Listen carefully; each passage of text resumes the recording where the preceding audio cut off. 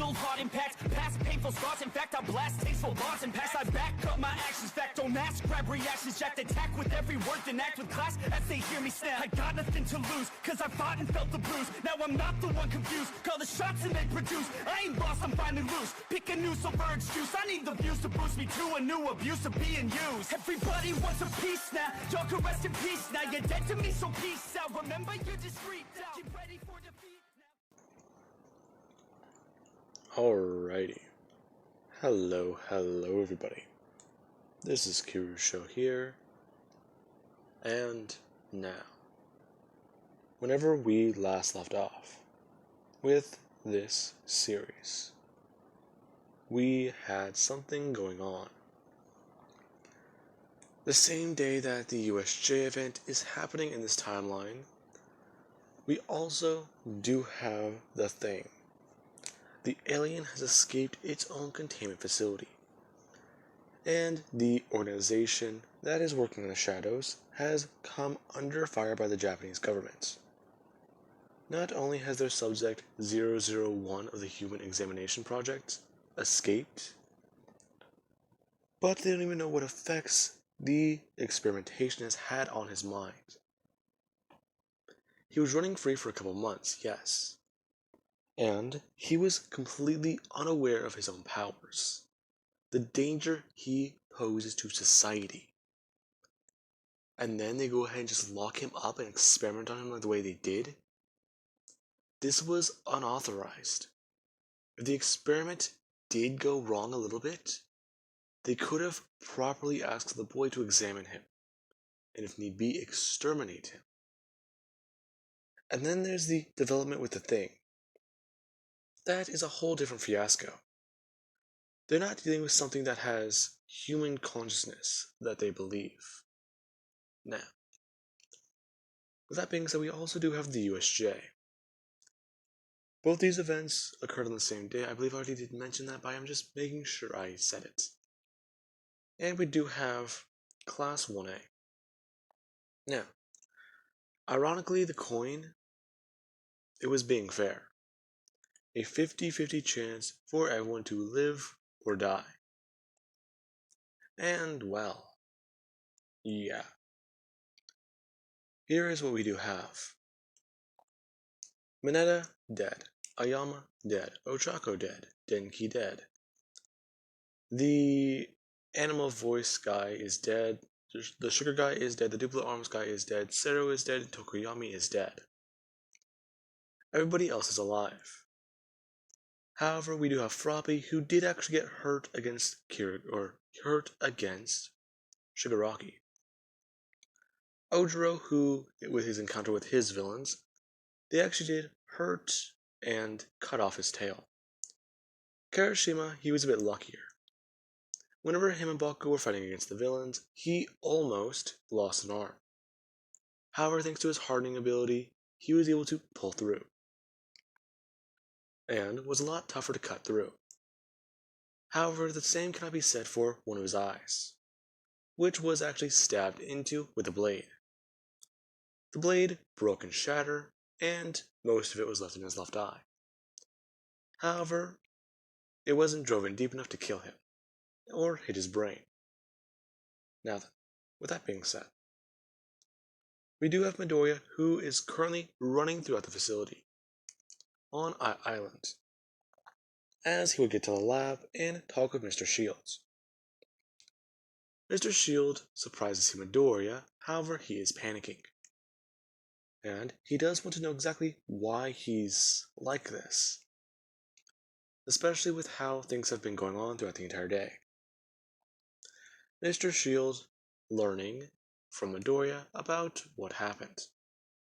That monster is outside of a facility, and it's probably running amok around Japan as they speak. Now, Mr. Shield is asking Midoriya exactly how does he know this? Midoriya explained that he saw it in one of his visions, and he knows what's going on. Interesting. However, why do you two share visions? Does it see things through your eyes? What? I don't know.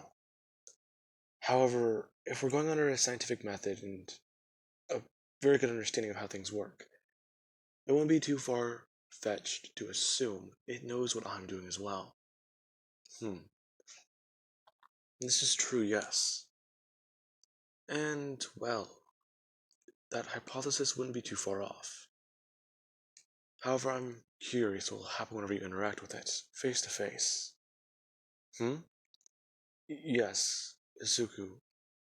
If this thing can infect living beings with its blood as you so much put it, what would happen to you? Huh? Yes. You've already been injected with its blood, yes? Well, yes. No? I don't know what they did to me. Well, you're still human. As far as I know, that's good. Mr. Shield thinking about this for minutes. And telling Midoriya that if he does encounter this beast, try to talk with it. If it's possible, the thing might have learned something from Midoriya and they could reason with it.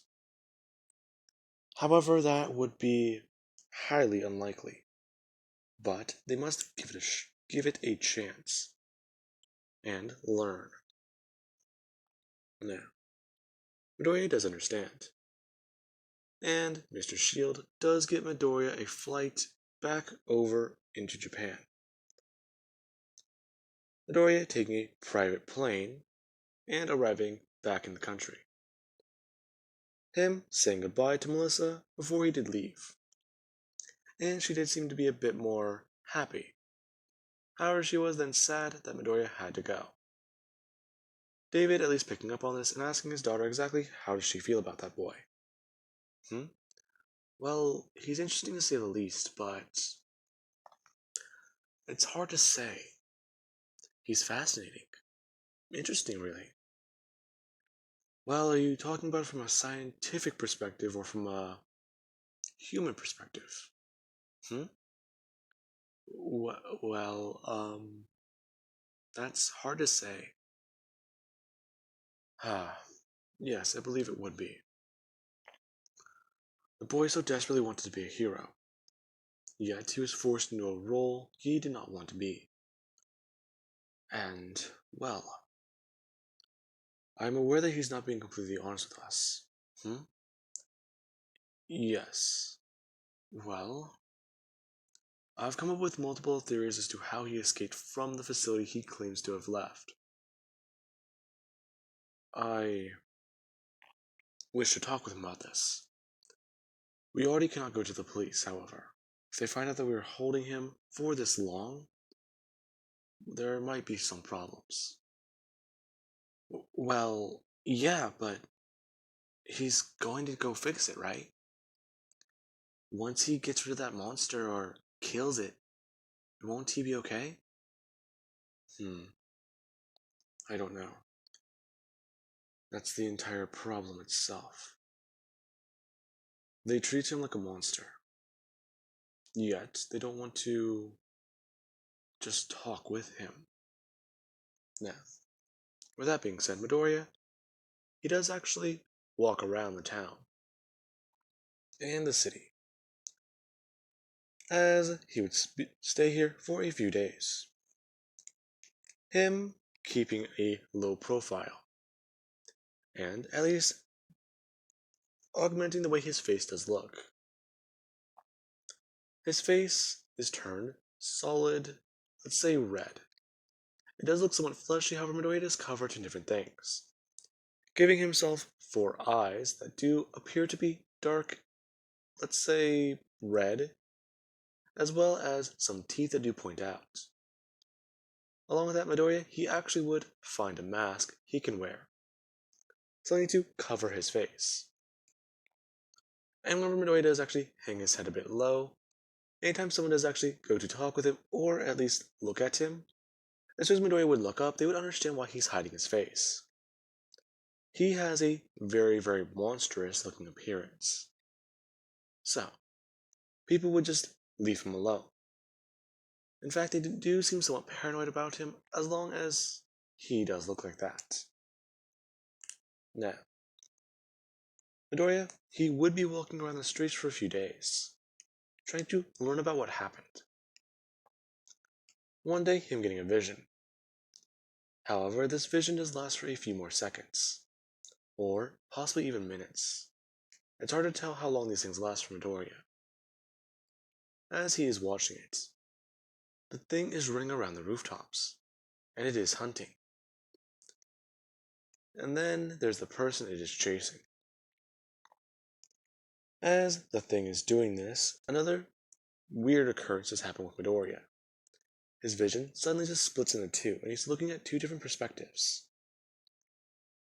As the thing, it is having the time of its life. And it's actually spending this time hunting down its own prey. It is aware of what could happen if it does infect people. And Midoriya does sense this. He feels it. So, it wants to get away from the island, doesn't it? Get away from Japan, then they can't just simply nuke the country. Even then. This is all weird. Let's be what Midoriya does think.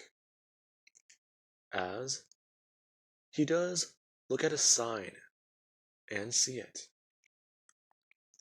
It being the street address and the current location on the building behind it. As Midoriya does actually get shocked by that. That address. Where is it? Him watching as the thing actually does smash onto a theater. As it does break away at one of the lights. And knocking out a few of the letters. Now, along that there is a mural painted on the building that it did just jump onto. Or the other thing did jump onto. It turning and looking at the light as it does illuminate it. And there is a signature on it. As the thing does continue just running. Before Midoriya watches as it does actually maul into its prey and kill him. Kill this person. Now, after Midoriya does come back too, he does find a way to figure this all out. As he would pull the phone out of his pocket that Mr. Shield did give him. And look up the address. Finding a place by a theater. Putting in the name and this address. Finding out that the area it's at is the next city over. And calling Mr. Shield about this. Yes, hello, Izuku. What is it? Why are you calling this late? Mr. Shield. I think I can narrow down where it's at. Where it's at? Yes. It's in Midoriya's same city. Talking about how it does seem to be there right now. He had a vision and he saw the address he just sent him. So, he would like to know if it would be a wise idea to go and try and directly confront it. I don't believe so, no. However, head to the city. Once you do, I'll see about talking to a friend of mine. They might be able to get you a room, or at least a place to stay. After that, well, let me see what I can do. I might be able to send out some security. They might be confused about it, but I understand. Actually, I think that might work. Midoriya telling Mr. Shield that he infected the head of security with the virus, saying that he's pretty sure that saying the head of security's name will agree with him, and will want to help out. Now, with that being said, this is strange to David. How does Midoriya know this man's name? Okay. I'll see what I can do, young man. Now, with that being said, Midoriya, he does actually decide to be a bit more incognito. Him being able to catch the last train heading out of town.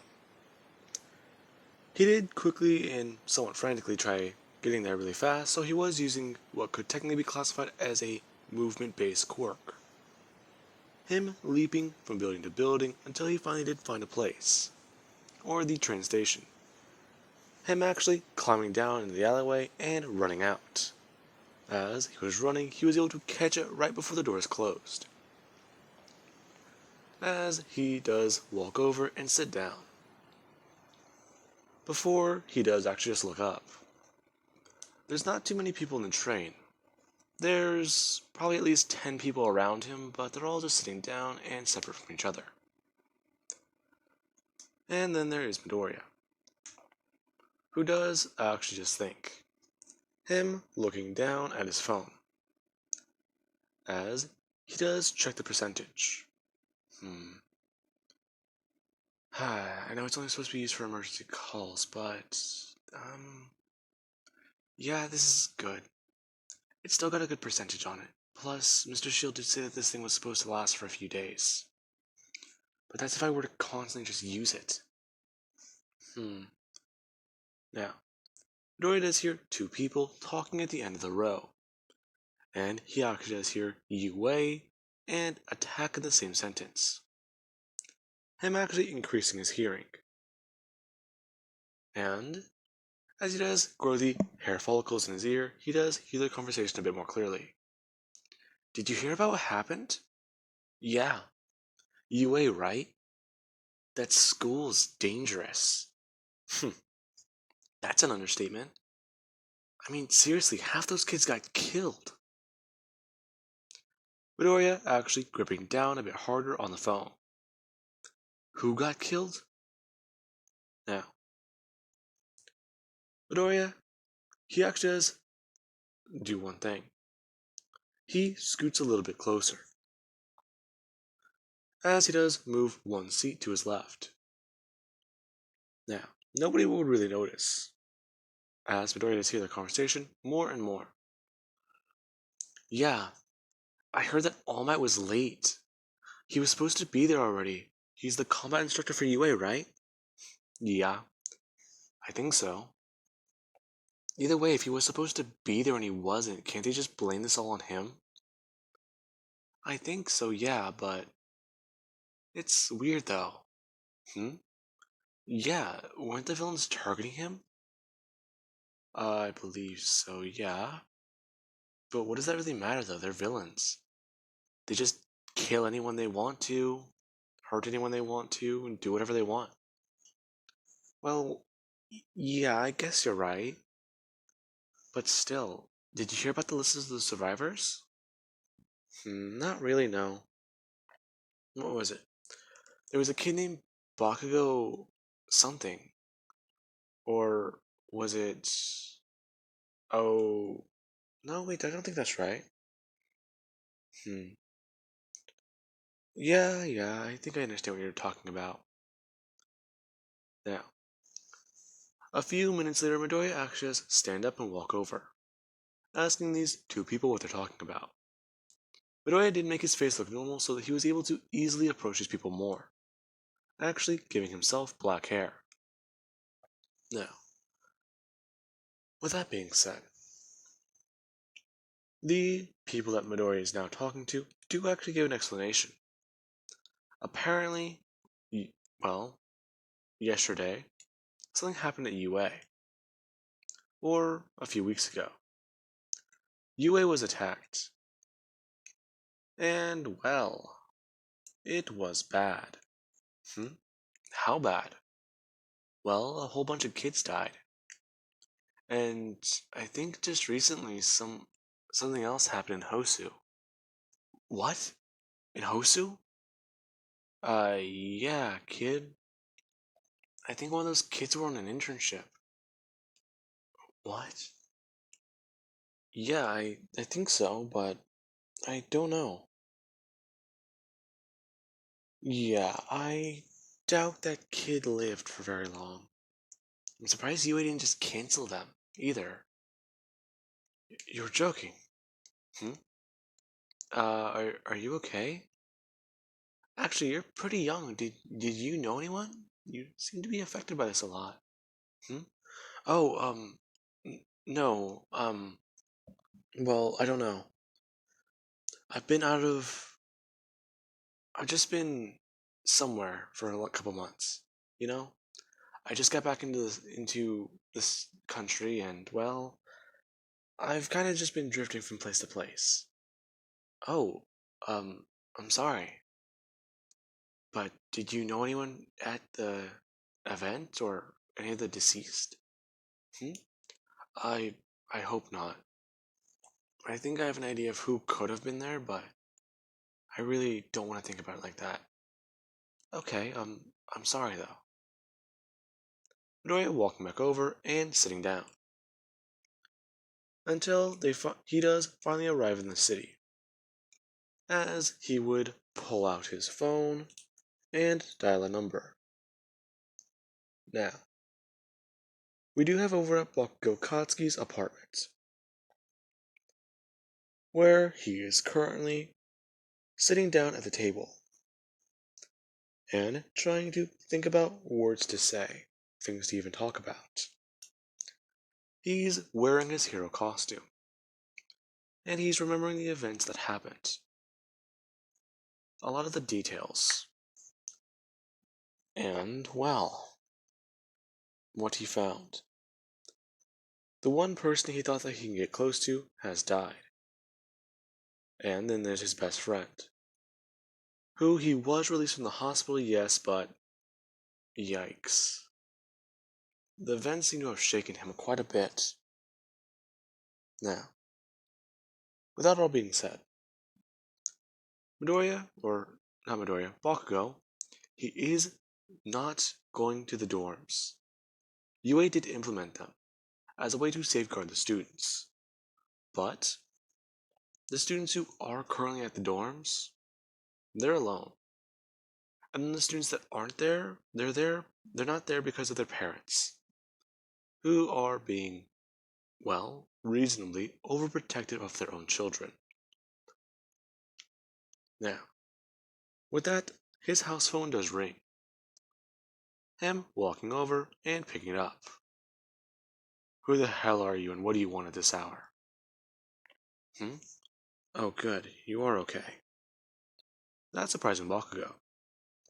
That voice. Hello? Who is this? Who are you? Hmm. I'm glad to see that you're okay, Bakugo. What? Who are you? Who is this? Your voice. No. It can't be. Deku? Oh, so you do at least remember me. What the hell? This can't be possible. You're. You're dead! Bakugo, a lot of things are possible now. And, well, just try to keep safe. Don't tell anyone we talked, alright? I'm dealing with my own things. And if you do tell people that we talked, it's gonna get me and you both in a lot of trouble. Goodbye, Bakugo. Wait, hang on, I have so many. Midoriya hang up the phone. And Bakugo, just confused. After Midoriya's disappearance, he was just pronounced dead. The guy was gone for so long. There was the way he was acting. There was no fear in his voice. He knew what he was going to say before he answered the phone. Not just that. He's happy he's okay, but that's it? Nothing more, nothing less? What happened to him? Did something. Hmm. But Bakugo pondering this thought, as I do believe that that would be a good point to lead us off of. And I do hope you guys enjoyed. And have an amazing night. I'll catch you guys in the next part.